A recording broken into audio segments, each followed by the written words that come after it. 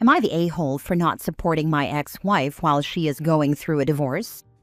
My 44 male, ex-wife, 44 female, recently came to me with some heavy news. She's going through a nasty divorce. According to her, her husband has been cheating on her for quite some time, and he just told her he was moving out. She's devastated. What makes this whole situation complicated for me is how eerily similar it is to what she did to me 10 years ago. Back then, she blindsided me, left me for someone else, justified it to anyone who would listen, and dragged my name through the mud in the process. Now she's reaching out to me because, in her words, you know how it feels and you made it through. On some level, she's right. I do know how it feels. But here's the thing. Had she not spent the last decade trashing me to everyone, including our kids, and making nasty little comments about me even up until just a few weeks ago, I might feel more inclined to offer her some support. As it stands, I honestly don't care that she's hurting. But a tiny part of me, the part that wants to set a good example for our kids, feels like I should show her a little bit of kindness. When I saw her, she looked awful, completely worn down. It's obvious she's going through it emotionally. But back when we divorced, I didn't have anyone to turn to. I had to deal with everything alone while she justified her actions by telling everyone she was escaping the worst mistake she ever made. Those words haunted me for years. I know this might just be the shock phase for her, and she's probably at rock bottom emotionally. I don't think she would ever hurt herself, but she seems very lost right now. The problem is, I've spent 2 weeks reminding her that I don't want to be her emotional support. I've asked her repeatedly not to contact me unless it directly concerns our kids, which is how we've kept things since the divorce. Minimal contact, strictly about parenting. I can't lie, part of me feels a little vindicated seeing her go through what she once put me through. I'm not celebrating her pain, but I'd be lying if I said there wasn't a small sense of, now you know how it feels.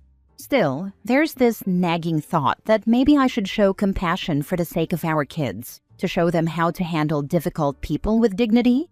Am I the a-hole for keeping my distance and refusing to offer my ex-wife emotional support while she's going through what she once put me through? Now for the comments. Not the a-hole. You don't owe her anything. The only reason I could think of to intervene is if you thought your kids were in danger or being neglected, then yeah, of course, step in. But even then, your responsibility is to your kids, not her.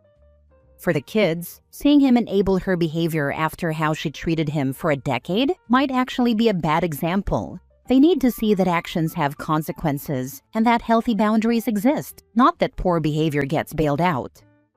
Not the a-hole. That is some unmitigated gall to ask the person she dragged through the mud to emotionally support her when the boomerang of consequences hit its mark. Not just boomerang of consequences, that's karma at its finest. OP is a better person than me. I would have told her, what goes around comes around. Go cry to someone who actually cares. I can only imagine how difficult that situation is. You've been through a lot, and it's understandable that you feel conflicted.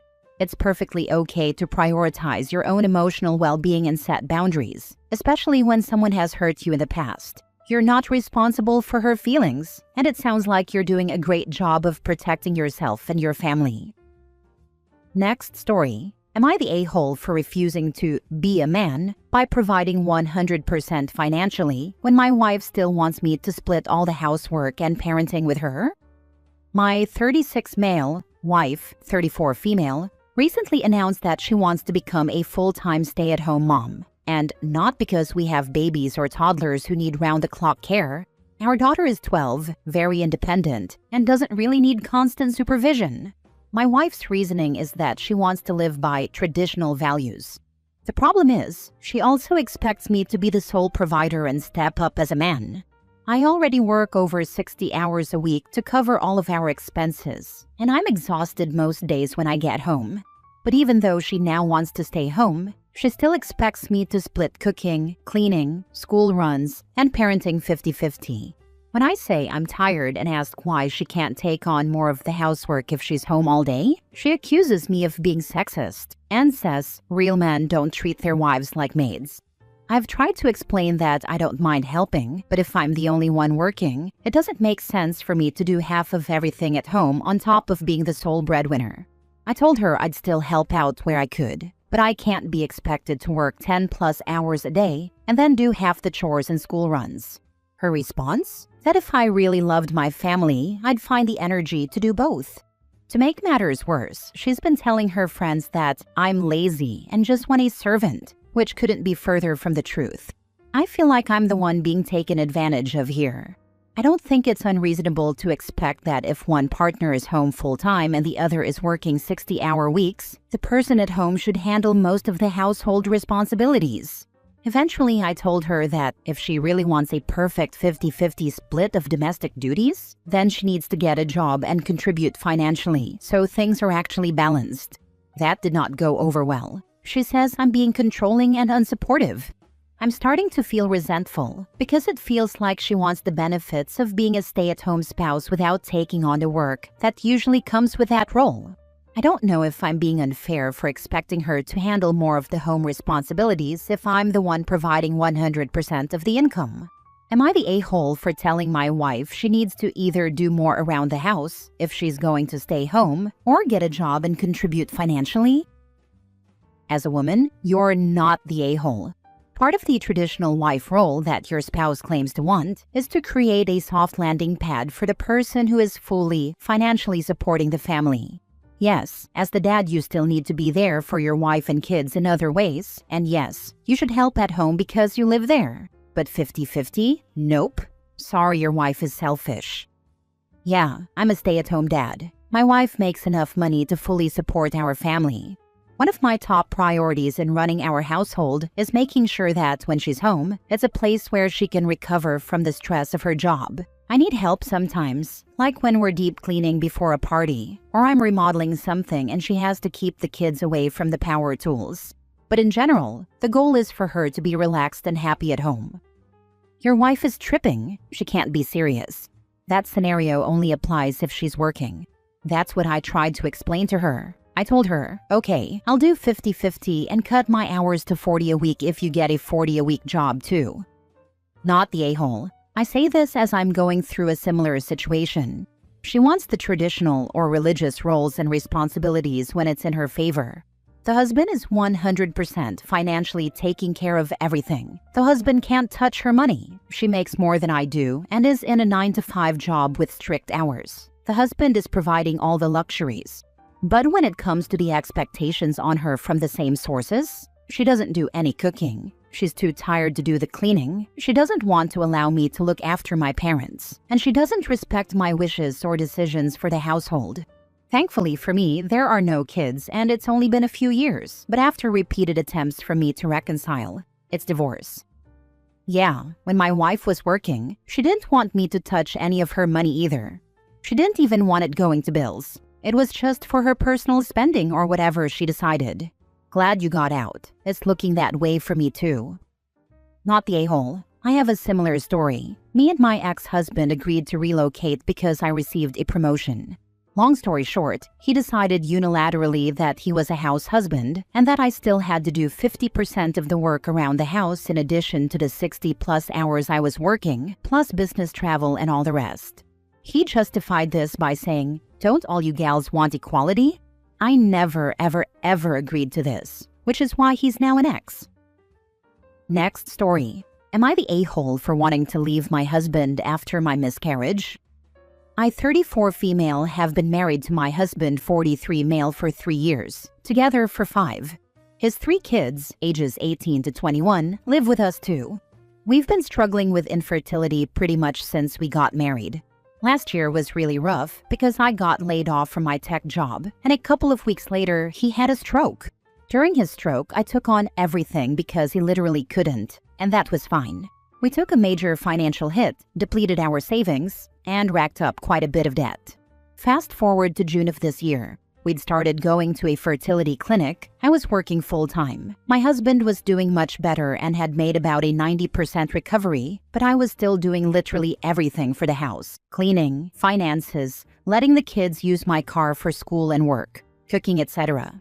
Anytime I asked for help, it was either dismissed or turned into an argument where he'd shut me out, give me the silent treatment, and then have the audacity to expect sex later that night with no apology or accountability. I finally got pregnant in late May but lost it 6 weeks later. That experience broke me. I didn't get out of bed for a week. I was in pain. I wasn't feeding myself, and I was miserable. During the roughly 4 weeks I was out of work and depressed, he didn't do a single thing around the house, let the dishes and laundry pile up, and basically carried on as if life was fine. One night in particular, he asked if I was okay, and I told him no, that I was in pain and hadn't eaten, and he just got on his phone. He didn't even offer to get me food. To make it worse, when I finally got up and said I was making myself something, he asked me to make something for him too, knowing I was still bleeding and in pain. It took me a few months to finally wake up from the depression of losing my baby and really see how emotionally neglectful he'd been this whole year. Not to mention the financial abuse, withholding the fact that he was $15,000 behind on taxes, lying about having money for our vacation, only to have nothing, and making me max out my credit cards to cover it. Now we're filing for bankruptcy on top of everything. I decided to have a serious conversation with him and gave an ultimatum about marriage counseling. He completely dismissed everything I said, told me I was overreacting, said the financial stuff wasn't a big deal, and refused counseling. That was the soft version, but after that conversation, I seriously considered packing up and leaving. After nearly 2 weeks of silent treatment, hurtful comments, and defensiveness, he finally caved, apologized, and agreed to counseling, though he said he wouldn't like it. I thought his apology was genuine, but as soon as I kissed him and said I felt better, he immediately asked for sex. Now I feel like he's only motivated by sex, not by caring about how much he's hurt and neglected me. Even though he's agreed to counseling, I feel like I don't even want to work on this relationship anymore. But I also feel guilty because he's a good person in some ways. He goes to work every day, doesn't cheat, etc. But he's the definition of emotionally unavailable and neglectful. I've recently realized he's a dismissive avoidant, for those who know about attachment theory. So, am I the a-hole for wanting to give up without trying to work on the relationship more? Now for the comments. He's a good person because he doesn't cheat? The bar is in hell. The bar is in Satan's basement, and this guy brought a shovel. Leave as soon as possible, hun. This is red flag after red flag. If he'd acted this way before you got married, you wouldn't have married him. He goes to work every day and doesn't cheat is the bare minimum in a relationship, and you're doing the most. This is a gift in disguise. You could have actually had a kid with this guy, chaining you to him forever. I think your body was protecting you. Listen to it. See, you're 100% right. There's no way I would have married him if he'd acted like this while dating. And also I tell myself if this was a friend, I'd be screaming for her to leave. One piece that keeps holding me back is that I feel like he changed after his stroke, so maybe he just needs therapy and to work on himself. Or maybe he's always been this way, and he just dropped the facade when he was no longer healthy enough to keep it up.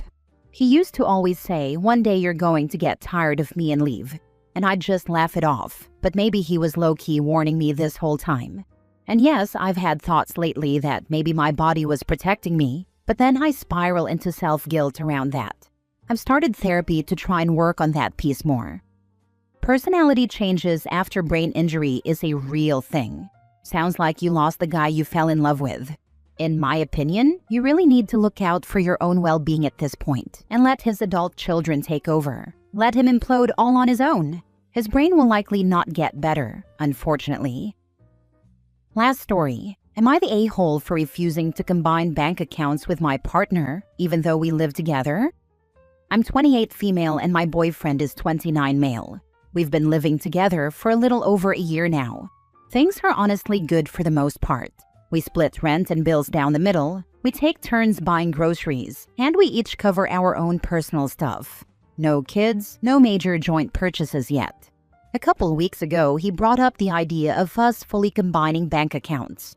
His reasoning is that since we live together and we're basically a family now, it would make more sense to have all the money in one place. I told him I'm fine with opening a joint account just for bills and shared expenses, and we could both put in equal amounts every month. But I really don't want to merge everything. I like having control over my own money, and I've been saving aggressively for years. Here's the thing. He's not terrible with money, but he does have around $5,000 in credit card debt, and he tends to spend a lot on impulse buys, like electronics, random Amazon stuff, and eating out. I'm the opposite. I'm more frugal and I don't want my savings mixed in and slowly chipped away because of his habits. When I told him this, he got visibly upset and said it feels like I don't trust him. He also said that if I really see us long term, why would I keep my money separate? And that it's like I'm preparing to leave.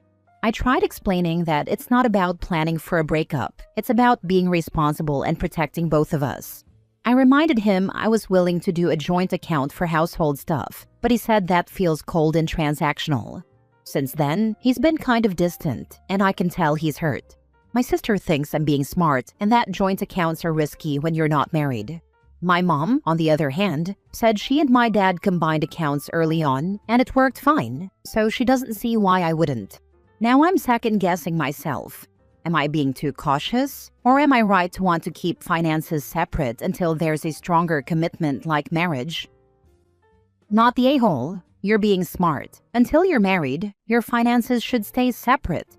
A joint account for bills is fair, and honestly the healthiest way to do it. Combining everything when you're not legally tied can get very messy if things go south.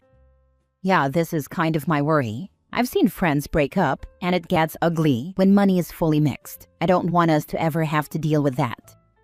You're definitely being smart regarding money. I would absolutely not combine accounts, but what's really standing out to me is that he's punishing you for saying no. He tried to emotionally twist you into agreeing with him, you stood firm, and now he's sulking at you. Think again about your life with him. Not the a-hole. You are not even married. I've been with my wife for 18 years, and we don't share bank accounts. We have a shared one for expenses and savings, but we also have our own. Wow, 18 years. That actually makes me feel way better about my choice. Not the a-hole. He's being very manipulative and showing you how he doesn't respect your opinion. His habits will not change, and it would be wise to look at how he handles conflict and his spending behavior. If you get married, even with separate accounts, you agreed to be responsible for his habits. Finances is the number 2 reason for divorce after cheating. My ex-husband had the same habits when it came to not respecting my opinion and spending. I found secret credit cards multiple times before we split. We split paying his debt just as much as we split paying for the home that I purchased before we married, because 50% of all the equity after marriage was his. Yeah. This is why I'm standing firm on it. I do love him, but love doesn't erase debt or change spending habits overnight. If he can't respect me on something this important, it makes me wonder how he'd handle my opinions on even bigger things down the line.